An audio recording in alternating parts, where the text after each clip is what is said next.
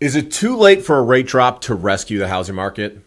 Over the past few years, the housing narrative has flipped on its head. Not long ago, headlines shouted about record low inventory and frantic buyers, but now for sale listings are climbing back toward pre-pandemic levels and homes are sitting on the market longer than ever.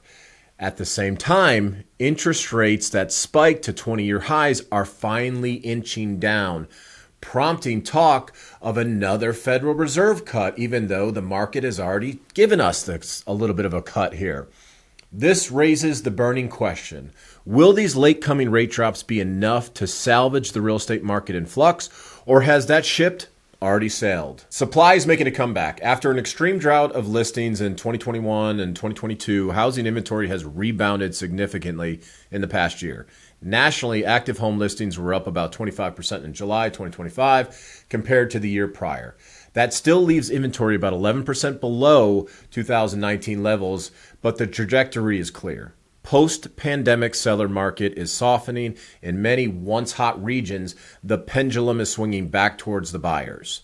Sun Belt and West Coast softening. At the end of July 2025, 12 states, including Arizona, Florida, Texas, and Washington, had active listing counts above their 2019 pre-pandemic levels. These were exactly the markets that saw the wildest price surges during the boom, and now rapid inventory growth has translated into flat or falling prices in those areas. For example, Florida's prices in Q2 2025 were down 1.4% year over year, one of the only few states with an annual price decline. Parts of the Mountain West, like Boise, and the West Coast, California, are seeing prices slip as supply catches up with demand. Longer days on market, with more choices available, buyers are no longer feeling a need to snap up homes within hours.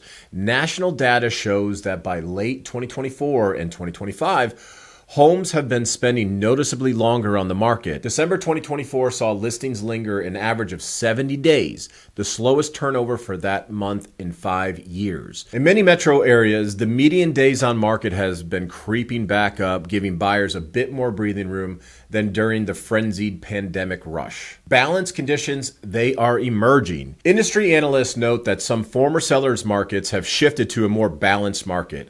Months supply of homes, a key metric that you hear about a lot, has risen sharply. For instance, Atlanta's housing supply jumped to 4.8 months in July 2025, up from just 3.6 months a year earlier. That's a 33% increase. This approaches the 5 to 6 month range that experts considered a balanced market, neither favoring buyers nor sellers. Georgia's new listings hit a 5-year high in 2024, up 16% year over year, which gradually eased the severe shortage. The data shows that inventory is growing, albeit slowly, and conditions are shifting, said the Georgia Realtor president in early 2025. In short, home buyers have gained some leverage that they lacked in 2021 and 2022. Prices have flattened, or they've dipped in many areas, with supply catching up. The days of 15 to 20% annual jumps are well behind us. Nationally, house prices are still barely positive year over year, up about 2.9% from Q2 2024 to Q2 2025, according to FHFA index. But almost all that appreciation is actually coming from the resilient markets in the Northeast and the Midwest. New York, Connecticut, and other Northeastern states saw about 7 to 8% annual gains. In a big chunk of the Sun Belt markets, prices have essentially stalled out or even declined over the past year. For instance, Rochester, New York posted a 10% gain last year, while Northport, Sarasota, Florida saw an 11% price drop. A striking illustration of the regional split. Overall, the froth is coming off the market in areas that are overheated. As pandemic-driven migration slowed and rates rose, markets like Tampa and Austin face challenges with home prices softening. Georgia's market, while cooler, has been relatively resilient. Statewide data show home prices in Georgia increased modestly in 2024. The median sale price rose 3% to $360,000, but 2025 is looking a lot flatter. In Metro Atlanta, median prices in July 2025, $395, was actually 1.3% lower than a year prior. Meanwhile, listings have surged. Active listings in Atlanta jumped 32% year over year. Sales activity has cooled slightly. Atlanta home sales down 3% from last summer. suggesting Georgia's market is shifting into slower gear. Georgia is among states seeing a spike in mortgage delinquencies, a sign of building stress. We'll talk more on that in just a little bit. Serious delinquency rates in Georgia jumped 1.12% in the past year. That's the highest increases in the nation. The other big narrative change that's taking place right now is interest rates. After the Federal Reserve's aggressive rate hikes pushed mortgage rates above 7% over the last couple of years, the highest since 2001, there's finally some relief on the horizon.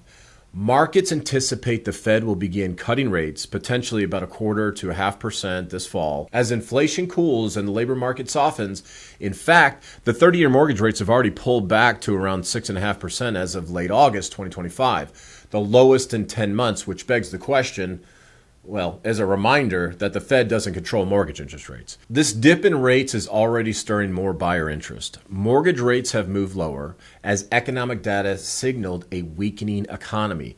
Borrowers sought to take advantage of these low rates as both purchase and refinance applications have increased, noted Joel Kahn, MBA's deputy chief economist. Freddie Mac's chief economist Sam Cater echoed that purchase demand continues to rise on the back of lower rates. The Mortgage Bankers Association reports that in early August, mortgage applications were up 3% in a week and a solid 18% higher than the same week last year. In other words, more buyers are resurfacing now that rates have ticked down from their peak. Even the refinance side, which was dormant in 2022 and 2023, has perked up. Refinance applications are still low by historic standards, but were 18% higher than a year ago in the MBA survey.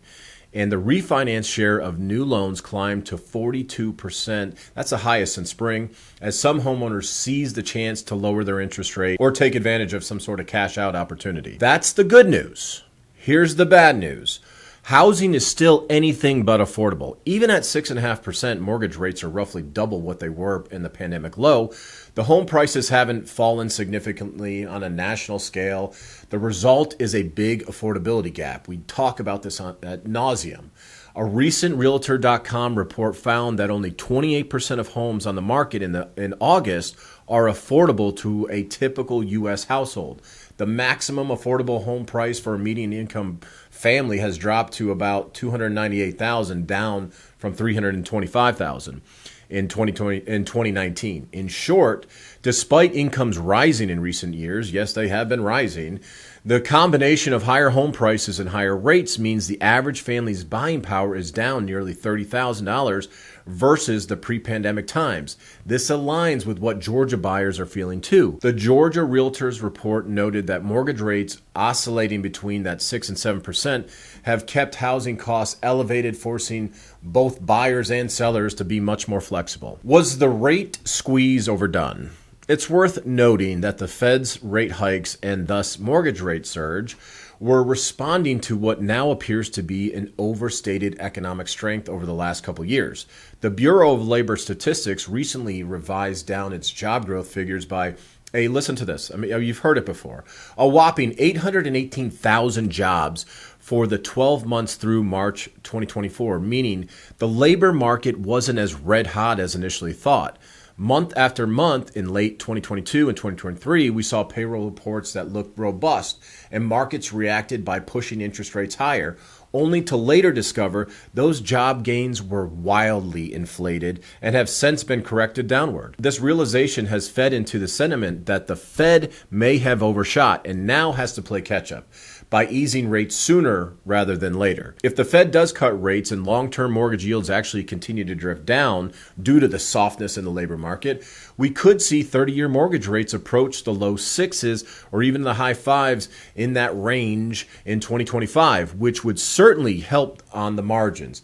But will it be enough to reignite the housing market? The answer hinges on more than just rates. Mortgage applications, they are up, but you know what are also up? Mortgage declines. Lower rates are luring more people to apply for home loans, but getting approved is a whole nother story. Lenders have tightened standards a bit, and many borrowers are carrying much more debt and lower credit scores than before. The result, mortgage application rejections have spiked to decade highs. New New York Fed data showed that about 20.7% of all mortgage applications were denied in 2024. That's double the rejection rate from 2019. In other words, 1 in 5 prospective borrowers is being turned away and is being declined. For refinance application, the picture was even bleaker. 25.6% of all refinance apps were rejected in 2024, up from 15.5% in 2023, hitting the highest denial rate in over 10 years. By late 2024, as the market cooled, the trend intensified. For example, in October of 2024, an estimated 22% of refinance requests were denied, versus just 9.5% a year prior.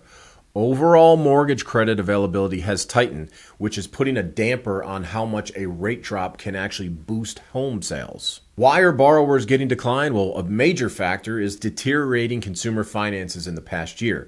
High inflation and rising debt loads have eroded credit profiles. In particular, the resumption of the federal student loan payments has been a bombshell, has had a bombshell effect on credit scores. With student loan forbearance ending, many borrowers fell behind.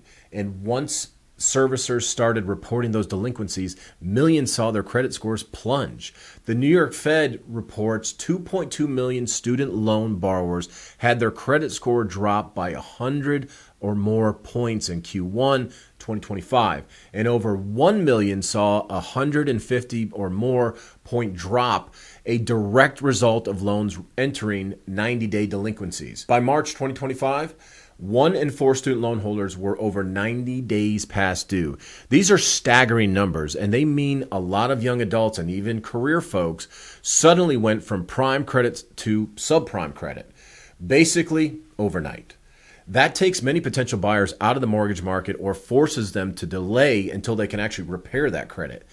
Beyond student debt, other consumer delinquencies are ticking up as savings from pandemic era, the savings that everybody got from the pandemic era just dry up. Credit card balances are at record highs, and delinquency rates on credit cards and auto loans have risen, especially for younger borrowers.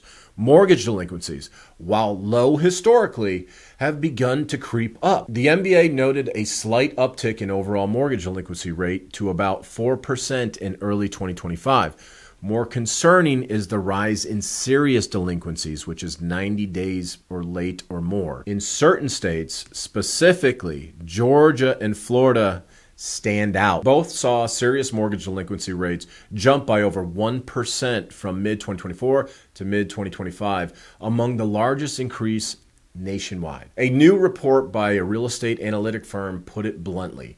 Almost all states saw an uptick in serious delinquencies, but in some, including Louisiana, Florida, and Georgia, delinquency rates skyrocketed over the past year. High property taxes and insurance costs are contributing factors in those states, squeezing homeowners' budgets. The bottom line is that more Americans are feeling financial stress, and that translates into fewer qualified home buyers. Lenders are understandably cautious. They're seeing more and more applicants with blemished credit, high debt-to-income ratios, or insufficient savings for down payments, leading to more denials. All type of buyers are impacted. First-time home buyers with lower credit scores or high student debt are having a particularly hard time qualifying in this environment. But even the repeat buyers are facing hurdles if, say, they accumulated debt or they lost equity. The FHA and VA loan sectors, often used by first-time home buyers and veterans, of course, have seen delinquency rates jump, which signals tighter conditions.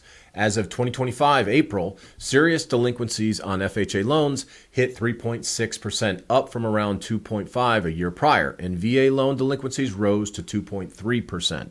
Lenders often respond by raising credit score cutoffs or requiring more reserves for those particular loan programs. So while mortgage applications are up thanks to slightly lower interest rates, a large share aren't turning into approved loans. In fact, Bankrate survey found that 48% of all Americans who applied for any loan or any credit product in the past year were rejected at least once. That's nearly half. It's a credit tightening trend that acts as a counterweight to cheaper money. In short, falling rates alone cannot revive the housing if people can't secure financing. This is the crux of too little, too late, That's a major concern. In conclusion, will falling rates be enough to save the day? So, is it a little too late for rate cuts to rescue the housing market? It may be late, but perhaps not too late. If the Federal Reserve indeed begins easing and mortgage rates gradually fall closer to that 5.5% over the next year, that will improve affordability at the margins and likely put a floor under home demand. We're already seeing tentative signs of stabilization. Lower financing costs could spur some renewed activity, especially in the markets like Georgia that have lots of pent-up demand for first-time home buyers waiting in the wings. However, rates alone, they will not solve everything. The housing market's challenges in 2024 and 2025 run deeper than interest rates. Home prices, flat incomes after inflation, and tighter lending standards create the trifecta that rate cuts can only partially offset. Even if mortgage rates at 5% bring more buyers back, many will find they still can't afford the prices of 2022 and 2023, and now their credit cards, car loans, and student debts are weighing them down even further. As we've seen, nearly 1 in 5 mortgage seekers are getting rejected. Unless credit conditions ease or incomes rise, lower rates might simply lead to more applications, not necessarily more approved loans. Something else to consider, homeowners with ultra-low rates, 3-4% from the pandemic refi or even lower, are unlikely to flood the market even if new rates dip to, say, 5.5%.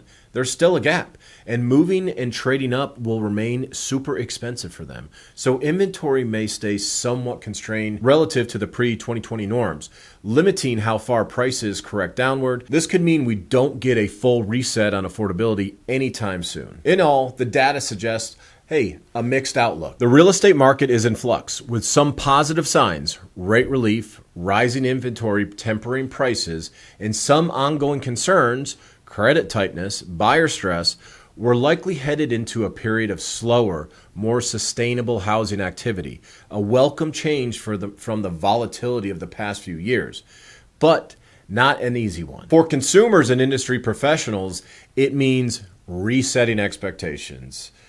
Homes might take longer to sell, price growth will be moderate to zero, and buyers will need to sharpen their financial profiles to seize the opportunity of lower rates, and that is guaranteed.